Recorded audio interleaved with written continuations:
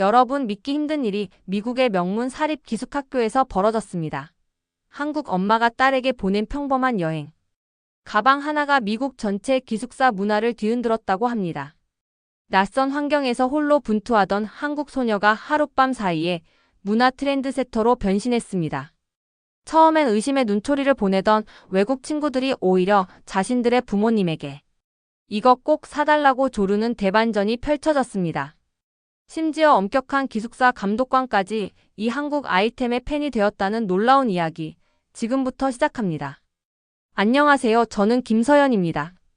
매사추세츠주의 필립스 아카데미를 졸업하고 현재는 보스턴 대학교에서 공부 중인 한국 유학생이에요. 제가 다녔던 이 사립 기숙학교는 역대 미국 대통령이 졸업한 곳으로도 유명하고 미국 3대 명문 사립고 중 하나로 꼽히죠. 합격 소식을 들었을 때 우리 가족 모두 얼마나 기뻐했는지 모릅니다. 특히 할머니는 눈물을 글썽이시며 우리 서연이가 미국 명문고에 가다니 정말 대견하다라며 제 어깨를 토닥여 주셨어요. 저는 어릴 때부터 할머니와 추억이 많았습니다. 할머니 댁의 따뜻한 온돌방에 누워 이야기를 나누면 어떤 고민도 사라지고 마치 모든 걱정이 녹아내리는 것 같았죠. 합격 통지서를 받던 날, 엄마는 오랜만에 특별한 저녁을 준비하셨어요. 제가 좋아하는 갈비찜과 잡채, 그리고 새우튀김까지. 아빠는 평소와 달리 일찍 퇴근하셔서 축하한다며 저를 꼭 안아주셨죠. 그날 밤 가족 모두 제 미래에 대해 밤새 이야기했던 기억이 나요. 얼마나 행복했던 순간인지 모든 것이 완벽해 보였습니다. 하지만 가족의 축하를 받으며 꿈에 그리던 미국에 도착하니 현실은 제 상상과 너무 달랐습니다. 한국에서의 어려움은 그저 맛보기에 불과했고 이곳의 낯선 환경은 저를 더 큰 시련 속으로 내몰았습니다. 첫 번째 시련은 바로 음식이었어요. 매일 아침 차가운 시리얼과 기름진 토스트, 푸석한 샐러드가 식단의 전부였죠.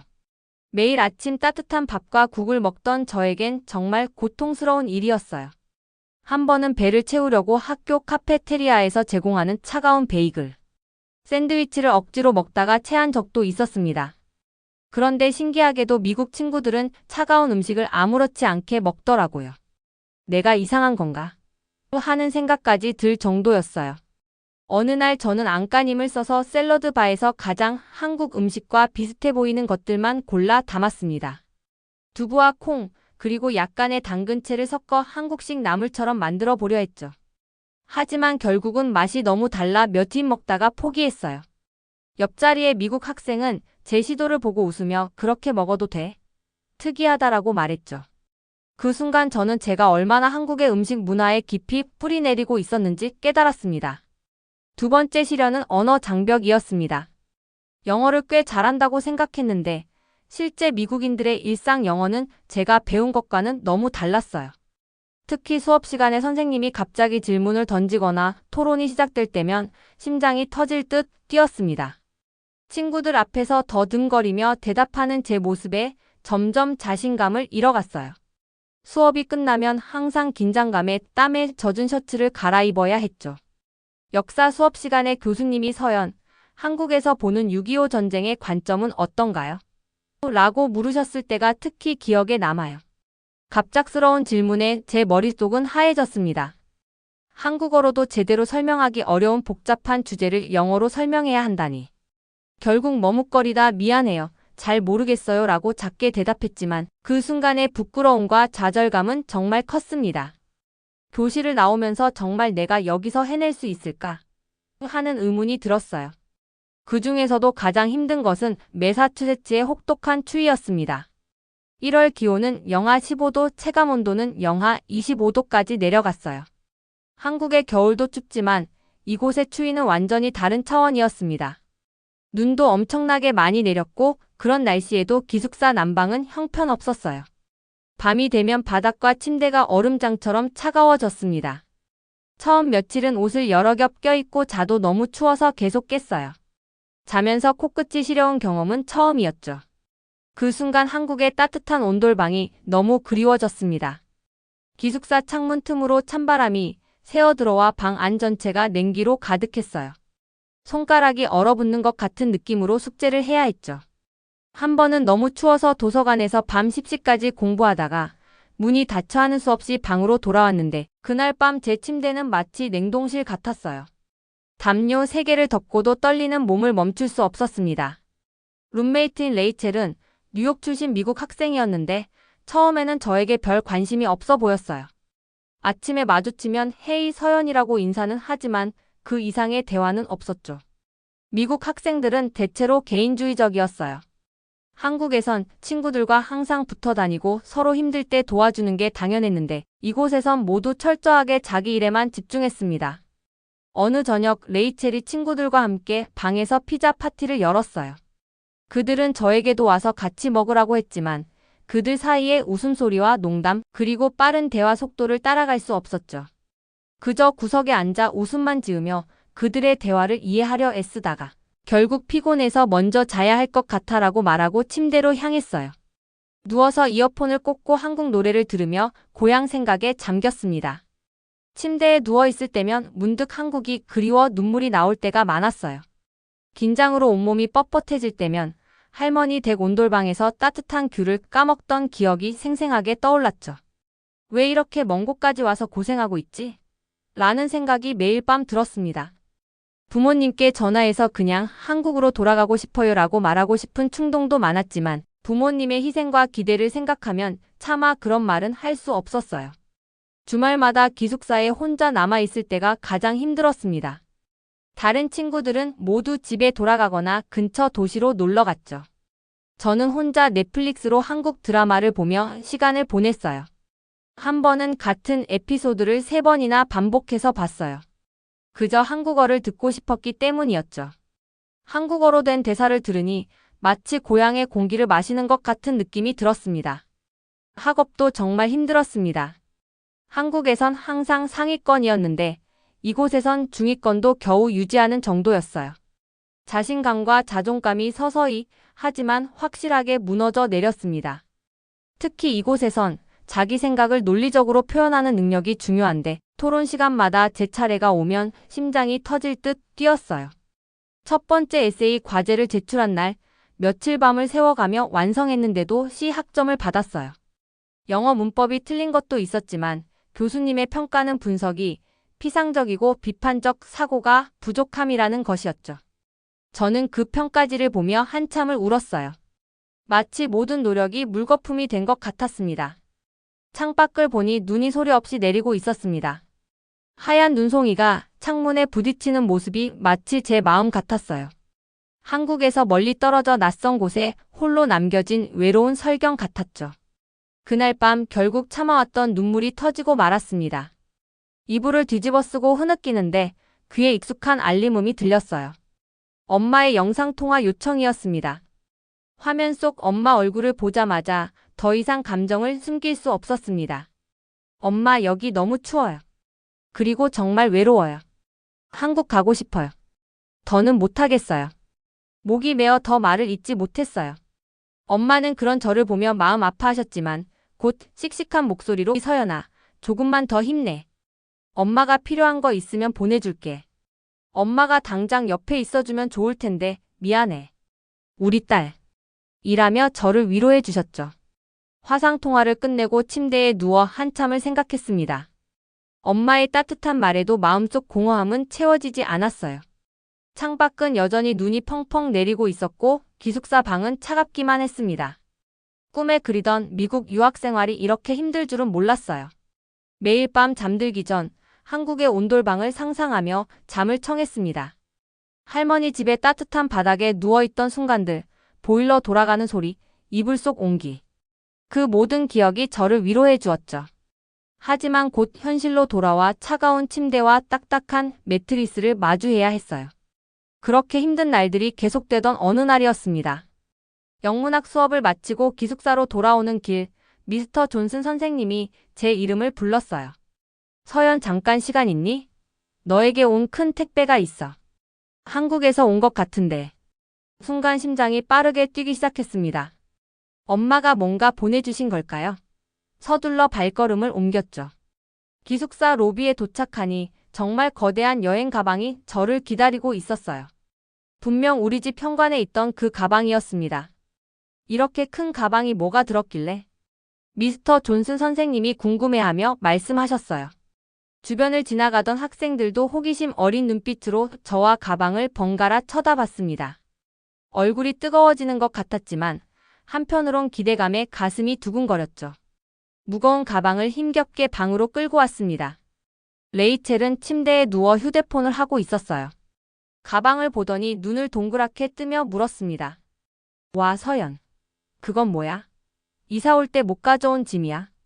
응, 한국에서 엄마가 보내주신 것 같아. 수줍게 대답했어요. 사실 레이첼과는 아직 깊은 대화를 나눠본 적이 없었기에 조금 어색했습니다. 가방을 바닥에 내려놓고 지퍼를 열었습니다. 가장 먼저 눈에 들어온 것은 하늘색 편지 봉투였어요. 엄마의 반듯한 글씨체로 서연에게라고 적혀 있었죠. 봉투를 조심스럽게 열자 엄마의 편지가 나왔습니다. 우리 딸 서연아, 엄마는 네가 얼마나 힘들게 적응하고 있는지 알아. 엄마가 곁에서 도와주지 못해 미안해. 대신 엄마의 사랑과 한국의 온기를 이 가방에 가득 담아 보낸다. 힘들 때마다 이 물건들이 너에게 작은 위로가 되길 바라. 항상 사랑한다, 우리 딸. 눈시울이 뜨거워졌습니다. 레이첼이 있는 앞이라 참으려 했지만 결국 눈물이 주르륵 흘러내렸어요. 레이첼이 무슨 일인지 궁금해하며 다가왔습니다. 괜찮아? 나쁜 소식이야? 아니, 괜찮아. 그냥 엄마가 보낸 편지가 감동적이어서. 눈물을 닦으며 말했어요. 레이첼은 아무 말 없이 어깨를 토닥여 주었는데 그 작은 제스처가 큰 위로가 되었습니다. 가방 속을 더 살펴보니 정말 보물창고를 발견한 것 같았어요. 먼저 나온 것은 방금 만든 듯한 약과와 찹쌀떡이었습니다. 한국에서 배송되는 동안 어떻게 이렇게 신선하게 유지됐는지 신기했어요. 그 옆에는 신라면, 진라면, 짜파게티 등 다양한 라면들과 김, 미역, 간편 국물 요리까지 있었습니다. 이게 다 뭐야? 레이첼이 김을 집어들며 물었어요. 호기심 가득한 표정으로 김을 이리저리 살펴보는 모습이 귀여웠습니다. 이건 김이라고 해. 바다 해초로 만든 건데 밥이랑 같이 먹으면 정말 맛있어. 제가 설명하자 레이첼은 신기한 듯 김을 코끝에 대고 냄새를 맡았습니다.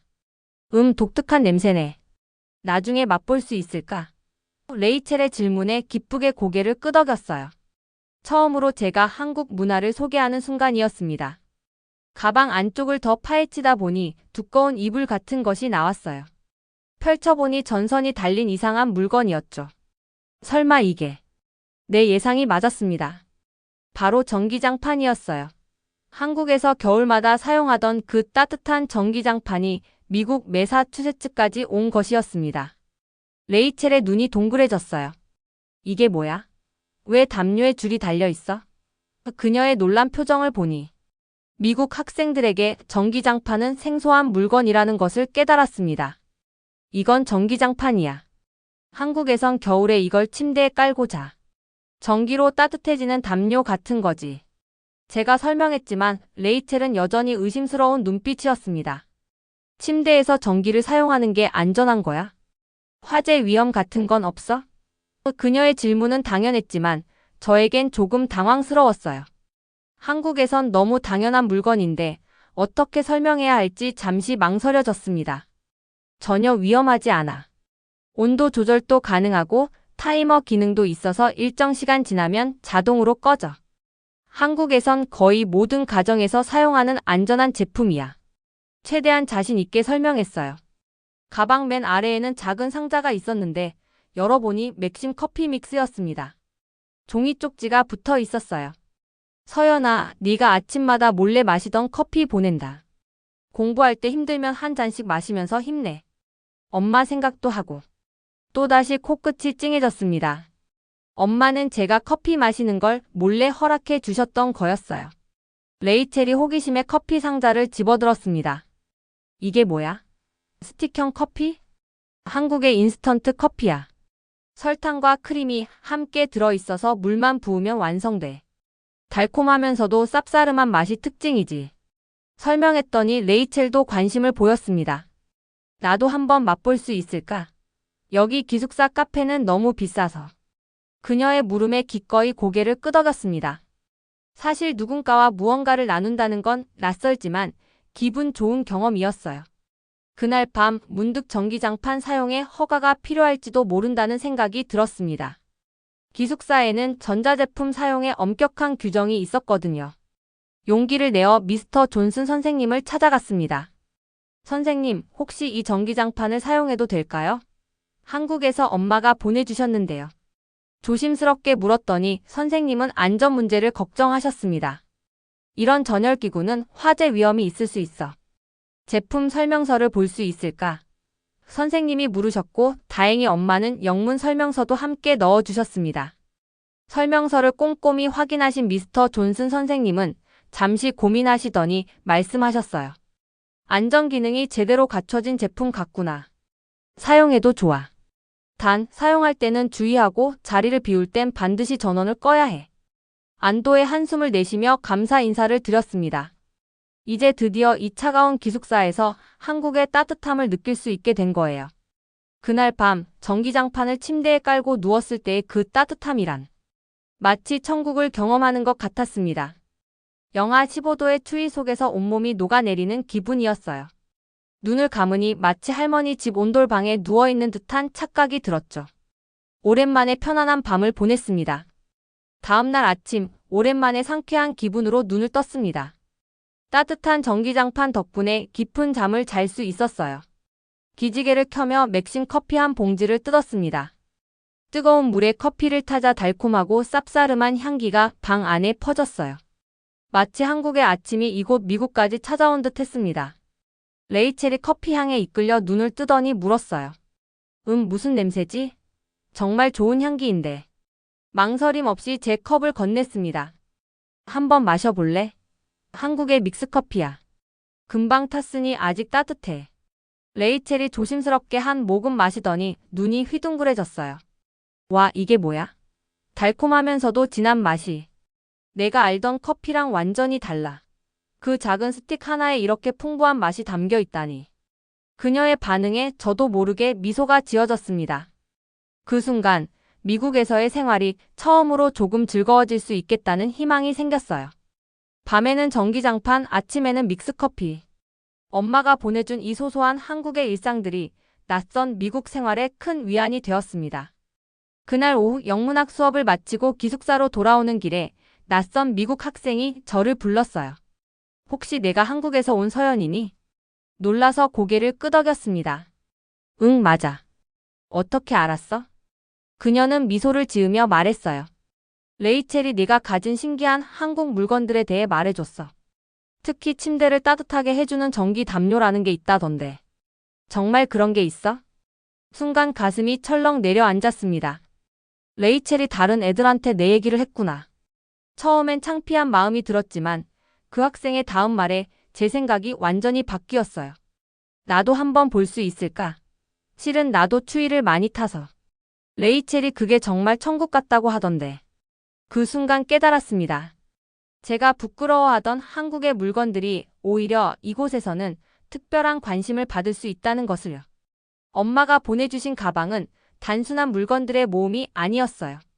그것은 한국 문화의 족각, 엄마의 사랑, 그리고 예상치 못한 새로운 인연의 시작이었습니다.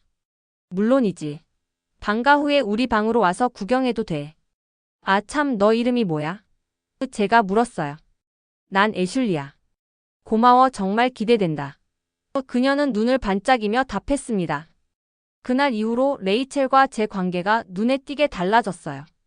전에는 그저 인사만 나누는 어색한 룸메이트였지만 이제는 서로의 이야기를 나누는 친구가 되어가고 있었습니다. 레이첼은 특히 전기장판에 완전히 매료되었어요. 서연, 오늘도 전기장판 켜도 돼? 자기 전에 항상 묻곤 했죠. 이제는 제 허락을 구하는 게 아니라 매일 밤의 의식처럼 되어버렸습니다. 어느 날 저녁 기숙사의 중앙 난방 시스템이 완전히 고장났어요. 영하 18도의 혹독한 추위가 기숙사 전체를 뒤덮었습니다. 학생들은 복도에서도 두꺼운 외투를 입고 다녔고 미스터 존슨 선생님은 수리에 최소 3일이 걸릴 것이라 공지했어요. 당연히 모두가 한숨과 불평을 쏟아냈죠. 그날 저녁 우리 방에는 레이첼의 친구 소피아도 놀러 와 있었어요. 전에 몇 번 마주쳤지만 항상 약간 거만하고 차가운 인상을 주는 학생이었습니다. 정말 죽을 것 같이 춥니네. 이 난방은 언제 고쳐지는 거야? 소피아가 떨면서 불평했어요. 레이첼이 의미심장한 미소를 지으며 저를 가리켰습니다. 걱정 마. 서연이 이 추위를 이길 비밀 무기를 가지고 있어. 소피아는 의아한 표정으로 저를 쳐다봤어요. 무슨 소리야?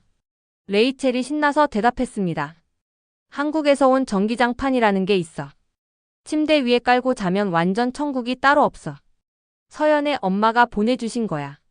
부끄러웠지만 용기를 내어 전기장판을 보여줬어요.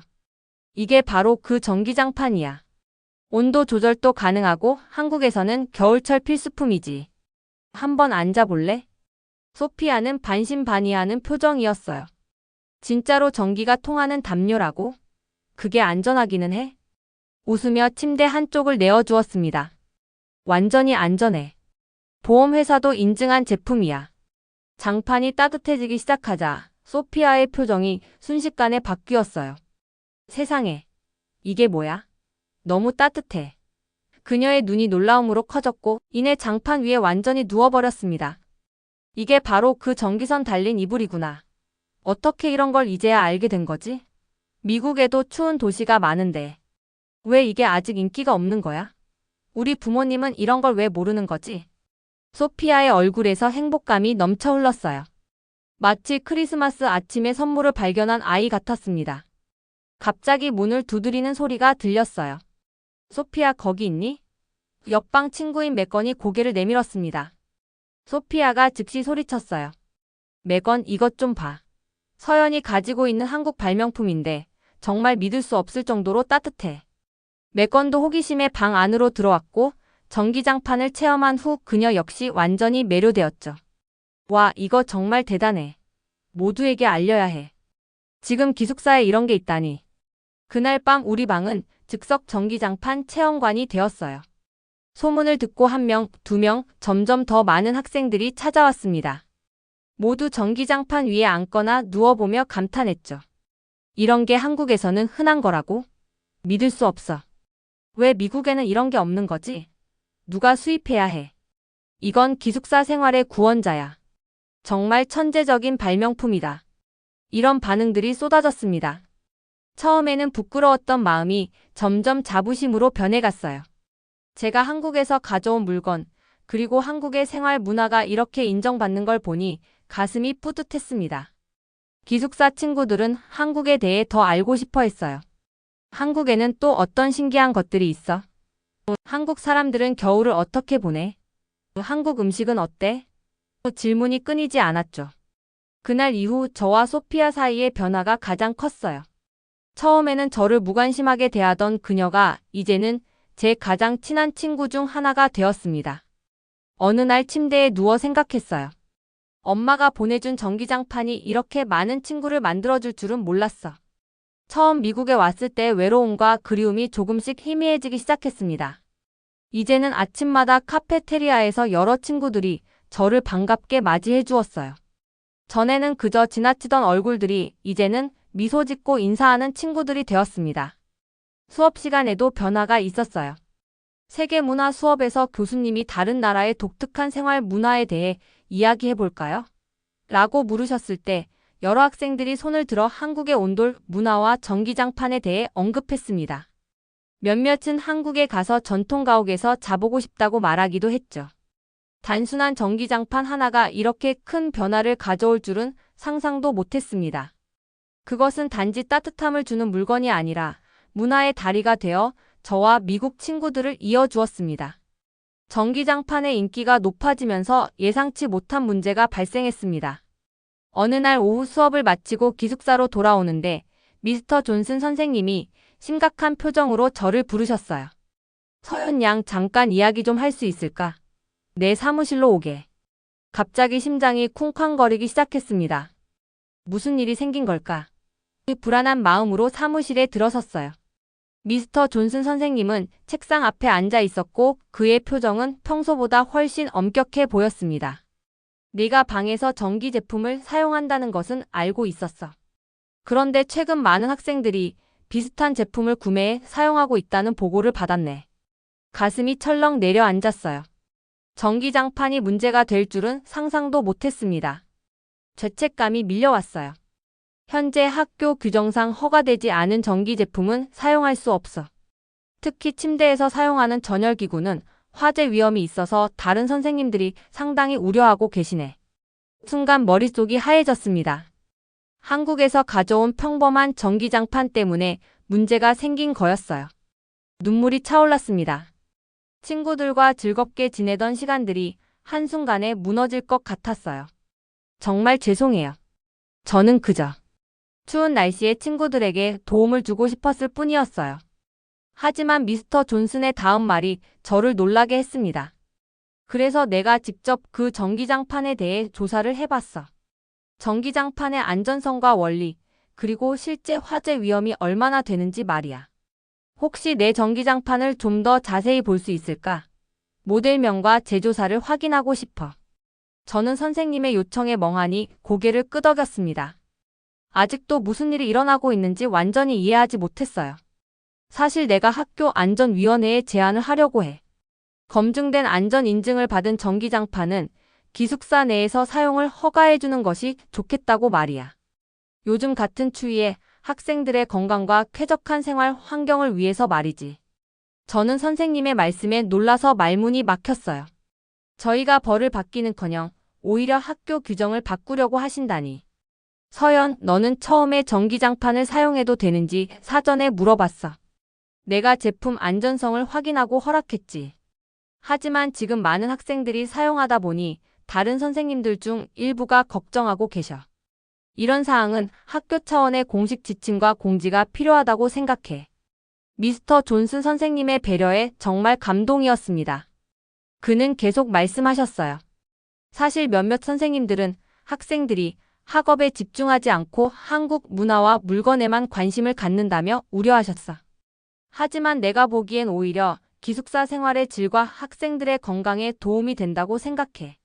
학생들이 편안하게 쉴 때 학업 성취도도 높아지니까. 가슴이 벅차 올랐어요. 선생님을 우리 방으로 안내했고 방에 도착하니 레이첼이 있었고 주변에는 몇몇 친구들도 모여 있었습니다.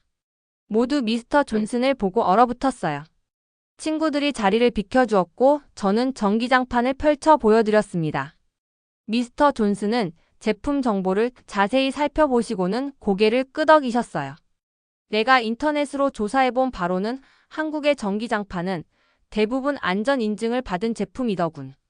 과열 방지 장치와 타이머 기능까지 있어서 미국 기준으로도 충분히 안전해. 오히려 이 추운 날씨에 학생들의 건강을 지켜주고 있는 것 같아. 일주일 후 미스터 존슨은 기숙사 공지사항을 통해 놀라운 결정을 발표하셨습니다. 안전 인증을 받은 전기장판은 기숙사 내에서 사용을 허가합니다. 단, 사용 전 기숙사 담당 교사에게 제품을 확인받아야 하며 제품 사용 지침을 반드시 준수해 주시기 바랍니다. 친구들은 모두 기뻐하며 저에게 고마워했어요.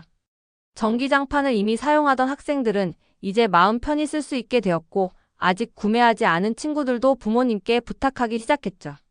그런데 가장 놀라운 변화는 미스터 존슨 선생님께 일어났어요.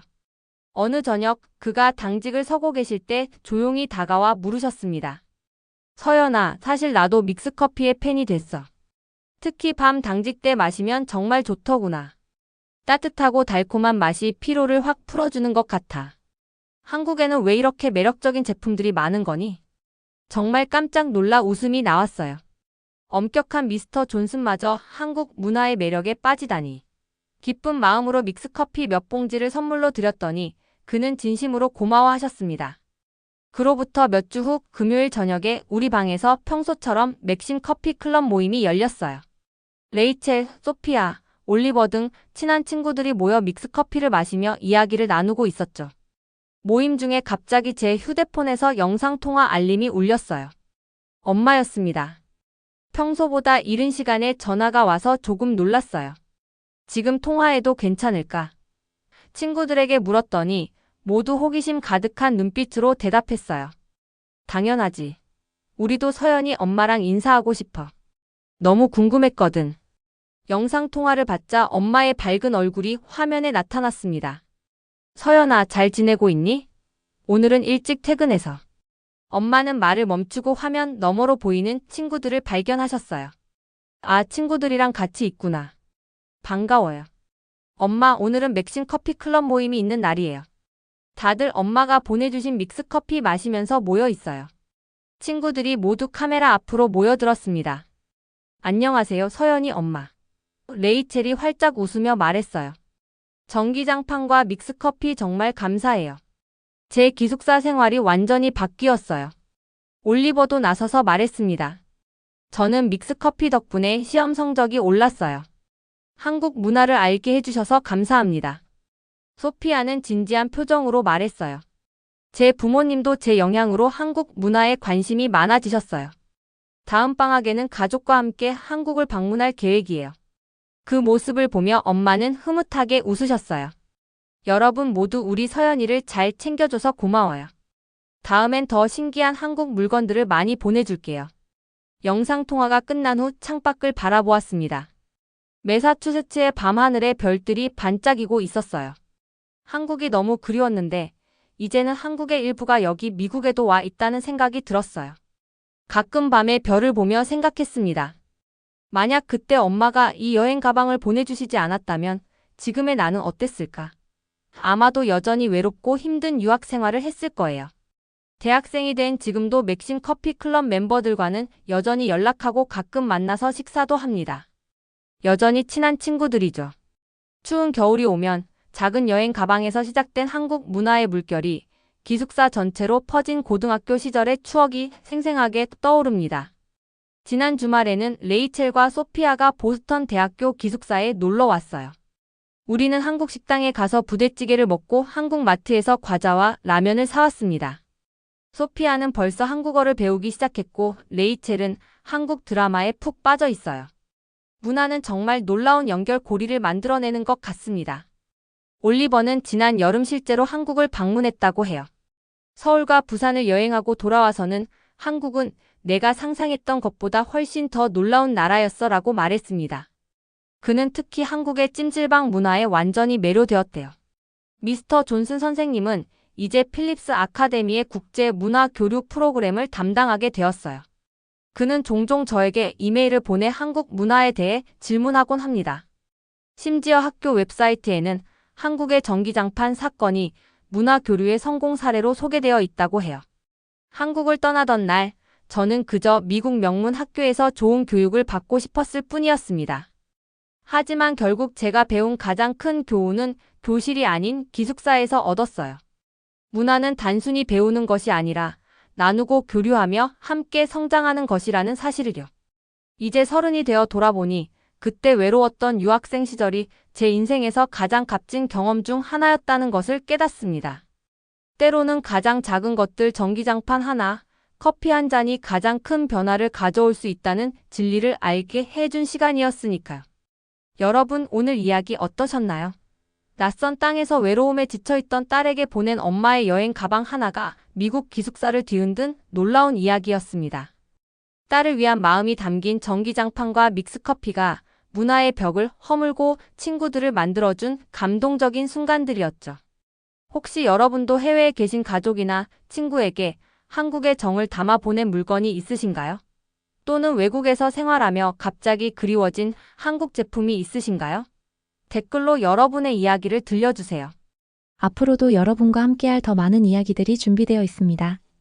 좋아요와 구독은 영상 제작에 정말 큰 힘이 됩니다. 오늘도 함께해 주셔서 감사합니다.